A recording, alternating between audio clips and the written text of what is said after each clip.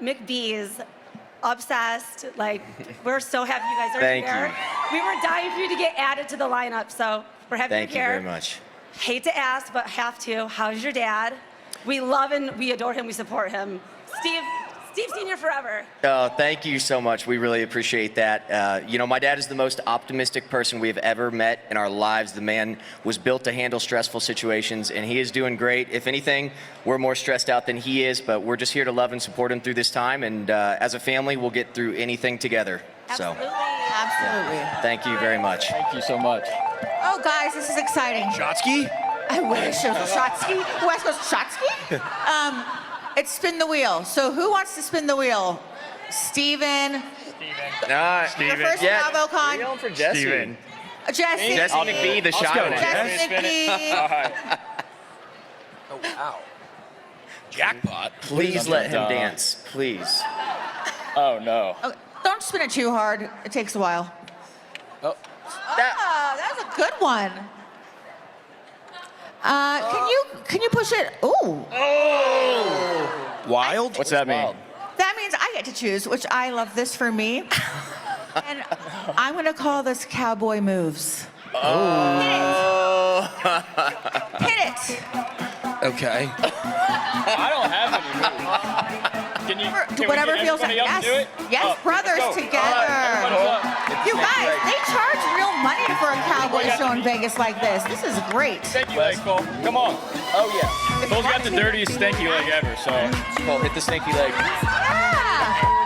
Hit the stinky leg, Cole. What about line dancing? I'm not gonna lie, we can't dance for nothing. It's too left hand. I usually gotta be drunk if I'm That's dancing. the lasso. I like that. You ain't got no. I have two left feet. You guys are great sports. Thank you so much. Part 3 of the reunion airs Thursday. And I will tell you that we show the women the remaining episodes that they haven't seen before we tape reunions, but we left the last act of OC off so that we could show them all in the room at the reunion so we could get their real-time reactions. And it's pretty fascinating how it all plays out at the reunion. And then we will gather and we will work on where we're going with season 20. I was so excited to give Vicky that orange back the other day. And we really were, you know, we don't take it lightly that the Real Housewives of Orange County is turning 20. And so we thought it would be a really fun thing to bring her back. And I really wanted to do it in front of all of you. And I thought that it would be, you know, Vicky's been wanting her orange back for so long. I just thought, you know, this could be a great moment. She carried it around all day yesterday. It was incredible. She is so Vicky, yes. Hi, I'm Angela from Northern Virginia. My question to you, Yes. as a viewer, Yes. what's your biggest lesson from the Housewives or any of these shows? How have you grown? Wow. That's a really hard question. I think I've learned a lot from the Housewives. I think I've learned the power of forgiveness.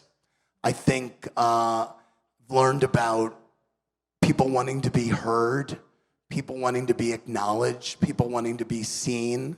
I think that as I look back on a lot of the women now that I'm a dad, I think I've looked at them and how they've put everything into being parents. And you know, I view The Housewives as a great feminist show, to be honest. And I think that you're seeing women take control. And I think you see women sometimes over 50. You know, it used to be the women on TV who were over 50 were the Golden Girls, and now they're our thriving and beautiful and sexy and incredible dynamic women. So that's in a nutshell what I've learned. Well, I think one of the misconceptions about me is that somehow I don't like Kyle. Oh. And Ooh, juicy. I'm about to tell you the truth. I don't like that. You love No, I'm kidding. No, I love Kyle. And I think part of it is that, you know, I love hard. Like, I go in. And so in my first few weeks, I think, upon meeting Kyle, I was like, oh yeah, I want to become best friends and this and that. And she's going through a lot. So I'm like, all right, we got to give her some space. But this season, we've gotten a lot closer. And I think people will understand. Yeah? Kyle, would you agree? You got closer? I do, yes, absolutely. Yeah. And the second I met Boz, I loved her. I How really, could you I just not? think you're amazing. I think you're an amazing addition to the show. I really Kyle, do. Also, I came to your room. Hold on. I came to your room. I actually Yes, took the you producer did. with me, and I You said, came, but I was want to on go and say drugs and I something I've don't never remember. done. But- and then you didn't remember I did that. That's true. Isn't that convenient, But guys? Kyle, remember, I was going to push Mo into the ocean. Remember, when I saw him at the restaurant with the girl? Oh. What? And I was going to push Mo into the ocean. Oh, yeah. Yes. No, I know. Yeah. She offered to throw Mauricio in the ocean. This is I did. And then I That's a left her a friend. voice note I that had to said, I stop her. see I had to your stop her. man, and do you want me to push him? And did we take her up on that offer? I saved his life. Okay. Yeah, she did. So, Okay. so Mo has Kyle to thank that he's still breathing. Exactly. Stephanie? For sure, the biggest misconception about me is that I only care about money. I have the biggest heart. I am so giving. I do really like money, but that's not the only thing I like. I work really hard. I'm at the office every single day, Monday through Monday. I'm addicted to work. I'm very disciplined. I'm just very, very ambitious. And I really like nice things, but I do care about a lot of other things. My family, my friends, giving, making people happy.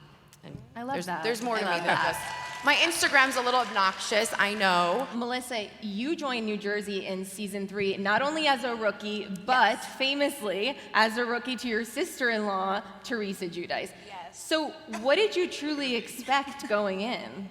Oh, Lord, not what happened, that's for sure.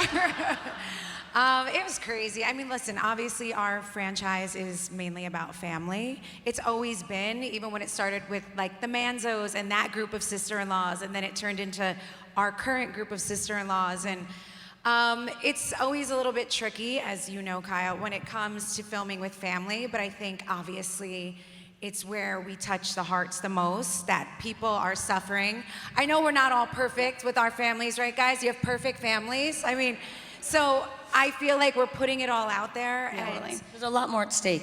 there's a lot at stake. It's very relatable, but like, so in a way, we just hope that like the way, and I know you guys are probably seeing a lot of what's going on here. BravoCon's been pretty crazy. But you know what? If anything, maybe it's inspiring to know when you hit absolute rock bottom for anyone who has issues with their cousins, their aunts, their nieces, their uncles, their sister-in-laws. Like, there is a way back eventually. Yeah. There is a way back eventually. And hopefully that could be a good lesson learned, right? I mean, because I didn't believe that we'd be where we are today, ever in a million years. But when they say never, like it's a real thing. Just don't say it. Don't ever speak definitively, because it always happens. Whatever you say is never gonna happen, happens. So there's that. Like you said, a lot has happened with your family at BravoCon this weekend. And of course, Jersey is not airing, and we didn't get an announcement, and we also didn't get a reunion last season. So is there anything that you want to get off your chest? Anything you want to say? I think I want to say that I know a lot of you, there's a lot of doubt, right? Which, do I blame you? No. I understand that there's a lot of questions, and there's a lot of people wondering if things are happening for the wrong reasons, and if we're making up because we know that we're the heart and soul of that show, and we're kind of going to try to bring it back. But the truth is, the relief on my husband's face when he came home from that conversation is all I really needed to see. And let's not forget, there's 7 children between us all that grew up together and that are truly cousins. So if my husband looks at me with relief in his face and has one sister on this planet and says, it's authentic, I feel it, she's being real, let's put trust, let's try this, I'm never gonna look at him and say no, right? I'm never gonna be that girl. So I'm gonna try. And we talked, and I have to be honest, we're not doing it in front of the cameras this time, which is different, and it feels different. So I have really good faith in this. So trust in us this time, please believe in us. We're trying really hard. Like And we don't even need to try. That's what's funny. We're just like giggling and laughing. No one's talking about the past. Hi, April from Jacksonville. Hey. I love you. I love your joyful spirit. You're always happy. Thanks.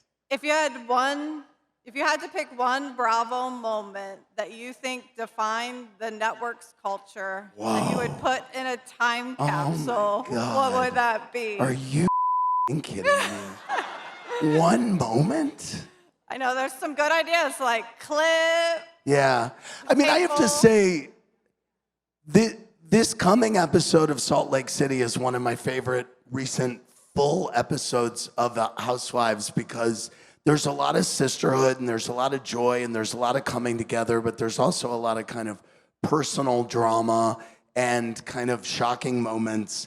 And so I think it kind of encapsulates what the whole series is meant to be. This Thursday, episode 10 of Salt Lake City. The opening, it ends with the opening of Mary's Church, the reopening of Mary's Church. Check it out. Bronwyn, you brought your mom on the show this season. So reflecting on that experience, what are your thoughts? What are your feelings on that? Do you regret that?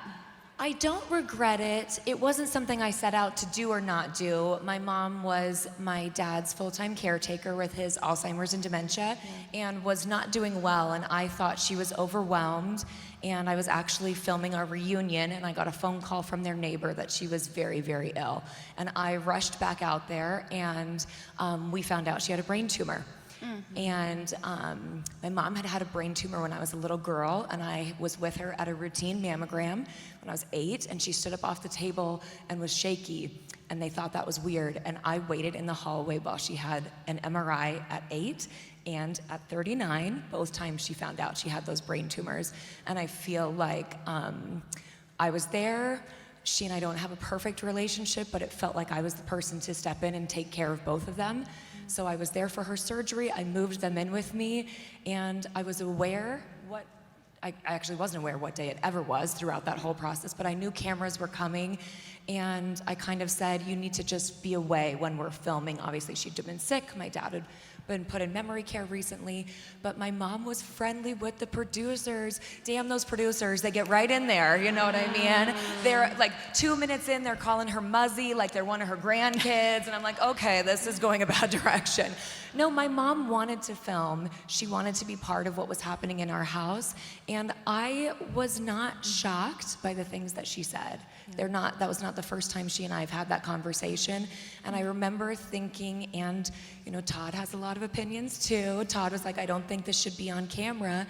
And it was what was happening. I love my mom. I wanted to be there in that moment to take care of her. It does not erase the fact that we have had a complicated up and down history.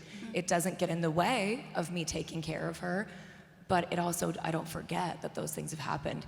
And I think one of the reasons I wanted to do the show was to talk about my opinions and use that platform. And I think a lot of us now, maybe in different ways, in different sectors, with politics, with whatever else, we love our family, we accept them for who they are, but we always want them to maybe do better. And my mom wants me to do better in certain things, and there's some opinions of hers I'd like her to do better on too. Yeah. So I think it's a real conversation in family that you can love somebody and not like a whole hell of a lot about them sometimes also. Totally. So, and a better moment with Muzzy is coming.